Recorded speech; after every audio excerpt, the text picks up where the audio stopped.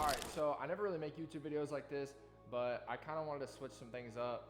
I'm in Ohio now, so I kind of have some free time on my hands in the way that it's always fucking raining here.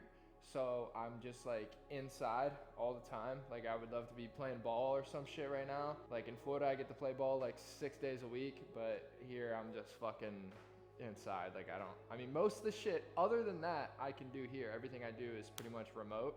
We're in my brother's home gym right now. He got all this nice shit, and yeah, you can pretty much do anything with this. This is by RitFit. All this, like the bench, the plates, all this shit is by RitFit. This preacher curl over here is by a different company, as well as the bar. He also got some dumbbells by a different company, but today I'm gonna be walking you through my athletic split. So like I said before, I play a lot of volleyball now, so right now it's important for me to focus on explosiveness, as well as the fact that I think if I get a little bit less muscle, it would help me out book more jobs for modeling and shit like that. So I'm just gonna hit athletic workouts a couple times a week, and I'm gonna show you that right now. A lot of them are pretty similar. They have like a lower weight, and it's focused on being slow on the eccentric and quick on the concentric, and that's really how you build explosiveness. Today we're gonna hit some squat. I really don't know if I'm gonna go over this one plate. I could just do it on the regular barbell, but I already have the Smith machine loaded up and I don't feel like switching it. So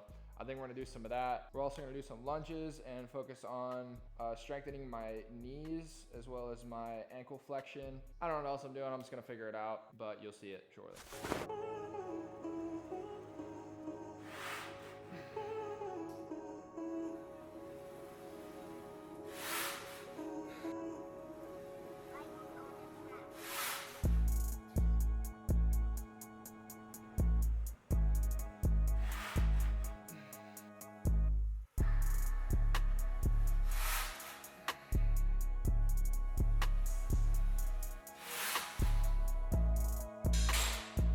So basically the main idea of that is to just add more weight to your person. So whenever you're doing something such as a jump, because doing a squat is like very closely mimicked to a jump, because whenever you're jumping, you're here and then you're going down like a squat and then you come back up. You don't go all the way down like you do doing a full squat, but adding load and getting more used to having more weight on you will make it easy whenever you just have your body weight. All right, so right now we're gonna be doing some lunges. We're gonna be focusing on a lot of like mobility stuff. So this is really good for strengthening ankle flexion and your knees, as well as your groin, which is all really good stuff for athletes. And we're gonna be using some lightweight again. This is what I have on right now. I might go up, probably will go up. Back whenever I used to do this for track, we used to throw on hella weight, go down and just bash our knee off the floor and then come up. Not fucking doing that. I'm just gonna go down slow, and then right as I'm about to hit the ground, I'm gonna explode back up. So it's gonna be about the same thing as a squat, just the lunge. So yeah, let's get into it.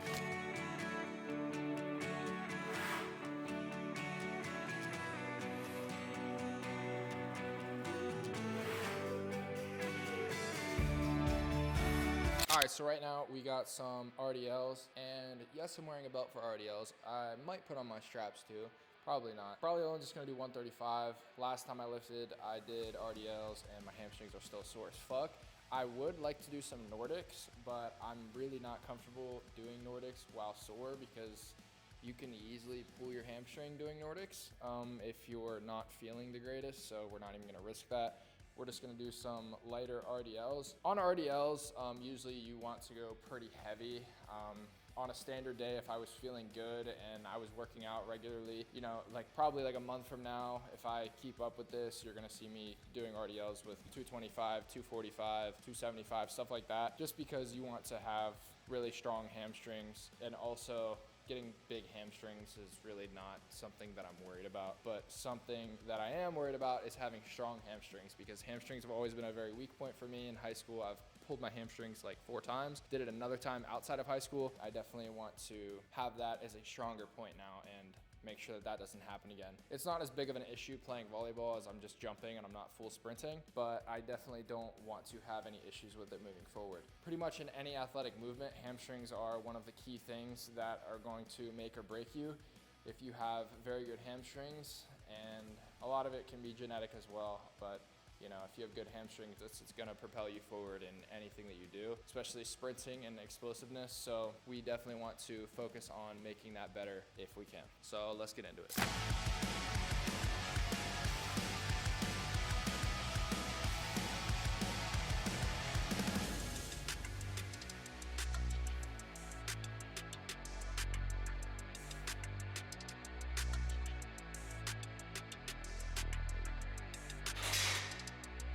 All right, so right now we're gonna do some sissy squats. I'm going to superset these with the RDLs. Sometimes I do them loaded, but I haven't really done them in a while, so I'm just gonna stick to unloaded. And also, I usually like to do these with shoes on, just like whenever I do split jerks, power cleans, anything athletic with a lot of ankle flexion. You want to have the range in your ankles to do stuff like that, barefoot or whatever, but at the same time, whenever you have a lot of load on your back, it's just very uncomfortable to have your toes bent like that with all that force on it. But whenever I'm supersetting like this, where I like one with shoes and one without shoes, I'm not just gonna go back and forth, I'm just gonna pick one. But we're gonna be doing this barefoot, and yeah, let's get it.